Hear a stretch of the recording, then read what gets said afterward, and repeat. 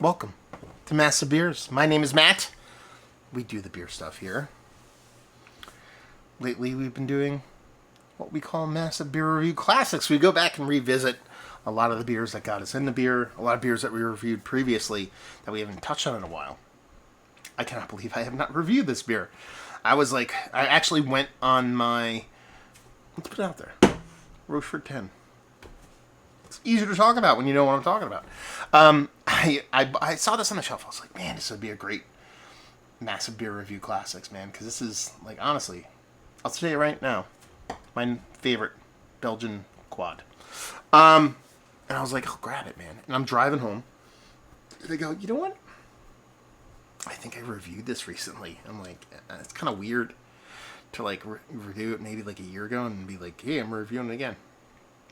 I get home, I only have 2 Rocheforts on my channel.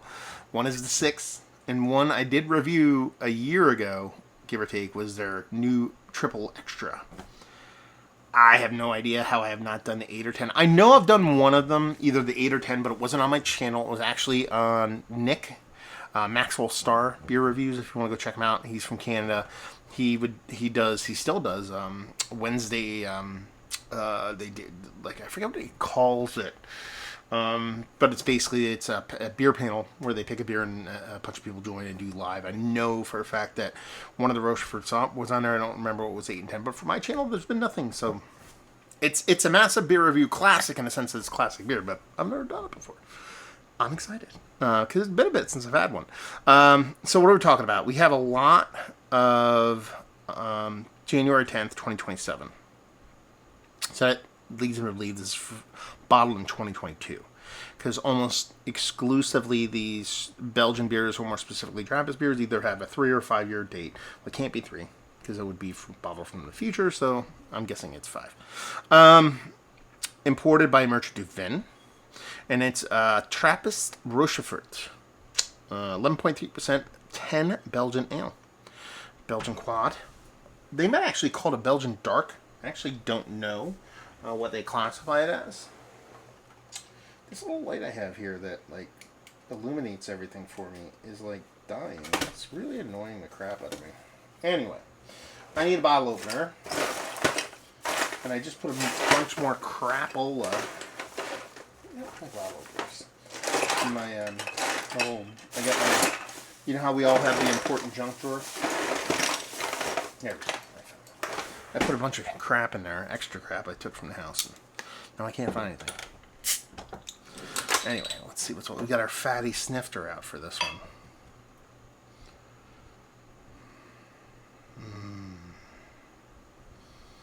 I'm craving a Belgian dark. I was like standing there. Oh yeah, let's pour the whole thing in there. Merc and everything. Let's just do an old school squeeze out the goodness out of this sucker.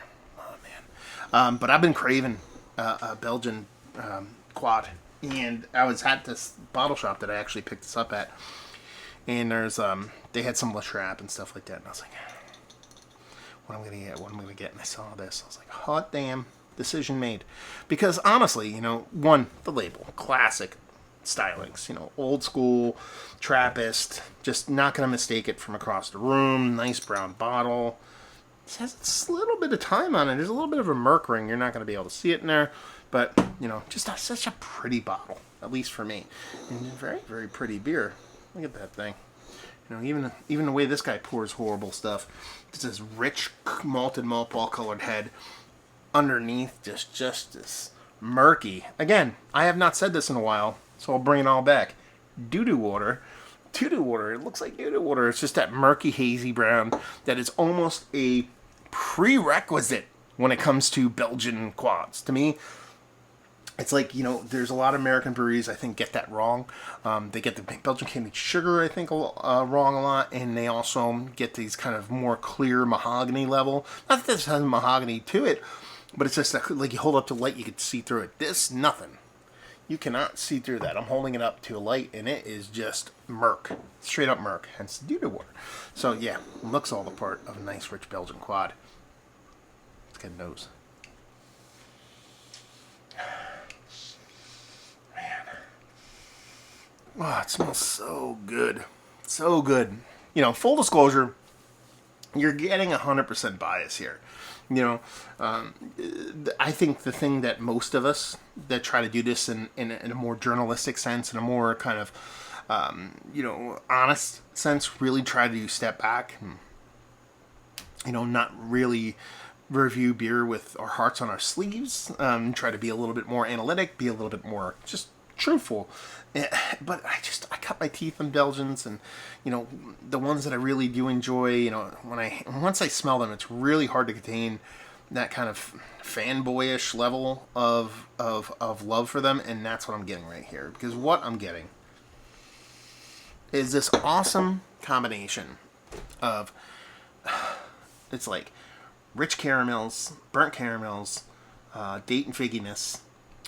More dates than figgies, but we're kind of in that realm. More datey, but I can throw fig in there. Kind of, it's like a breadiness, but the bready is very much kind of like fruit cake, fruit loaf kind of breadiness. It's just running this kind of richness across the malt kind of spectrum, and that, and with the way the yeast kind of throws down that kind of fruity component, it just adds this element that just pairs ultra well with maltiness. A lot of times, almost exclusively, we associate fruitiness with hoppiness. It's kind of just been drilled in our brain over the past several years of new school hazy beer. And obviously, lambic and yeastiness of the Saison and farmhouse ales obviously have always bring this big kind of fruit component to the table. For me, it's always been the Belgian darks, Belgian quads that have always been kind of the OG status when it comes to classic fruit impact from yeast phenolics. And you're getting it kind of gobs and gobs here. It's kind of one of those things where that malt, that Belgian candied sugar, everything about it is so rich and so decadent and so adulty, but it's that fruit component that really takes it over the top. So it just smells beautiful. Beautiful. Let's dive in. Cheers, all.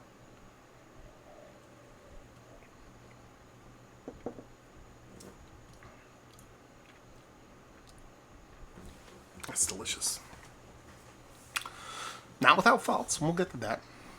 But it tastes delicious. It's actually boozy. I don't remember that.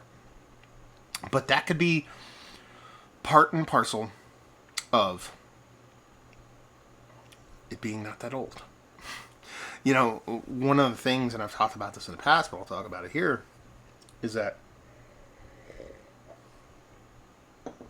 there's almost been an acceleration of beer to table when it comes to Trappist Belgian beers here in the States. When I had a Rochefort 10, 15, 20 years ago, it was probably at least a year or two old. It's just that was the turnover rate for these beers. No one would buy them. They would sit here. No one would order them until a certain amount got sold. And, it would be one of those things where, I thought it was a great thing because I think these do well with a decent amount of time on them. So it's one of those things where it's like, okay, it's already 3-4 years old in its wheelhouse. So that's the flavor profile that I not just grew up with, but associated with how the beer is supposed to taste. This being what I assume, so if we go by 5 or 2022, it's only a year and a half old, only.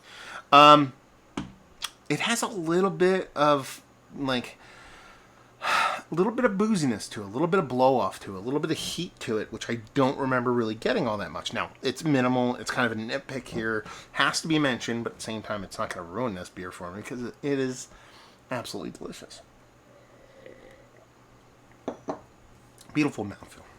Just this creamy, soft, lush is the word I want to use here. Lush mouthfeel. Very much kind of like really bomb porter-esque kind of mouthfeel here with a bit more density to it. So it has this awesome mouthfeel to it. It's followed by this combination, this assault back and forth between that candied Belgian candied sugar, that beet sugar, and the maltiness of the beer. It has multiple levels to it. It's just, a little bit of figginess here, definitely a little bit of date and figginess here. So I was not talking, I was like, maybe some, no, date and figginess here, got a little bit of caramel there, a little bit of sugar daddy there, It's just running the gamut back and forth, giving you this kind of like fluttering dance of awesome maltiness in multiple directions. There's this really cool, again, fruit bready, fruit cake, that thing you get in Christmas that I couldn't remember last time. Fruitcake. It's called fruitcake. It's not hard.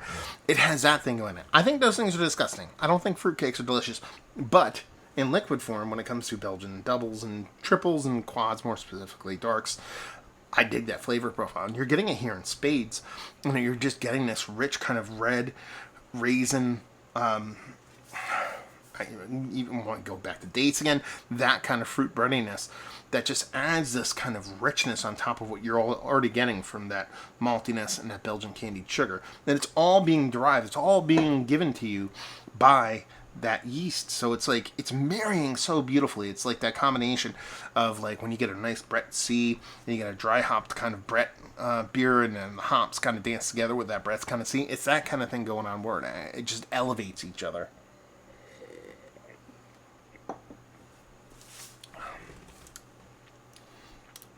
It's a sweet beer. That's given for this kind of beer in this style.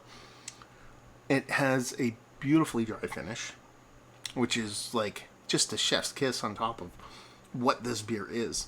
You know, they give you this cornucopia of sweet, delicious, malty, fruity flavors that all lean decadent, but never get heavy-handed as far as sweet or anything like that. To cap it all off with this nice, like buttery smooth landing of dryness. Like, and by that I mean it's just you know, you're drinking it and you have that maltiness, that fruitiness, all that thing is just, you know, up and down, and then it just finishes dry, but it finishes dry in a way that's just like the smoothest landing of all time. It's just the gradient on that dryness. Just, it's not like it just finishes dry and your palate's like washed out and you need something to quench your thirst.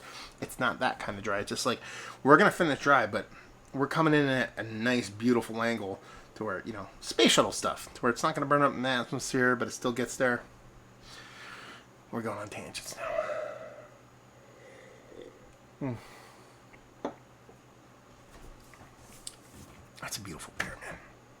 It's an absolutely beautiful beer.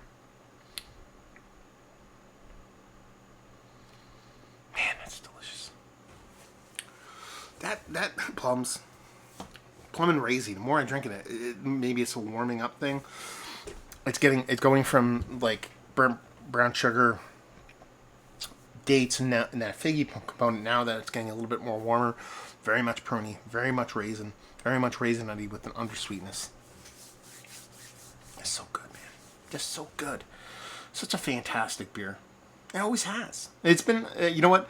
And that's the thing. You know, I kind of alluded to the idea of this being my Mount Rushmore Belgian quads. And, you know, when I go back and I revisit, you know, Le Traps of the world and, you know, the St. Bernardus of the world, I always kind of be like, I need to do a side by side. But I'm like, you know, maybe Rochefort isn't, you know, it is. This is the best Belgian quad there is. Better than West-Wiedelin, better than all the rest. I think this is, in my humble opinion, let's bring it.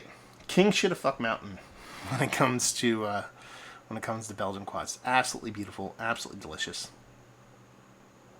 A pleasure. I'm glad I got to drink it. I'm glad I picked it up. I mean, I think this might be a little bit older. There is a hefty Merc ring there. You might be able to see it right there. I can kind of see it in my little preview over there. There's a decent Merc to this. That's why maybe it's an 8-year thing. Because it does have a little bit of kind of like, even though it has that little boozy thing I'm talking about, there's a richness to it that's really hard to, I don't know. Anyway, it's delicious. It's delicious. Let's put it that way. If y'all know the date code math on this, let me know. But yeah, I don't know what else to say.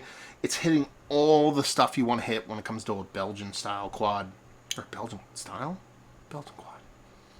Jesus Christ.